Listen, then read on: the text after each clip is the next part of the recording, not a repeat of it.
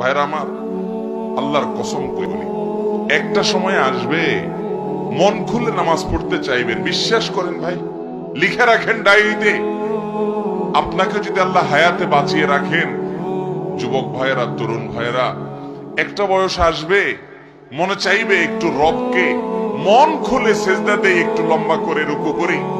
পারবেন না, অসুস্থ হয়ে যাবেন, রোগবালায় ধরে ফেলবে। বাবারে, সে সময় আসবে না?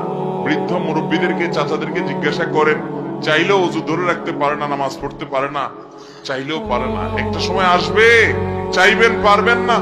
নামাজটাকে সুন্দর করেন, সময় মতো পড়েন, অনেক রাকাত নামাজ পড়বেন, নফল নামাজ পড়বেন। এটার চেয়ে উত্তম হলো ফরজটা পড়লেন, মূল সুন্নত গুলাই পড়লেন, কিন্তু ধীরস্থিরতার সাথে পড়লেন।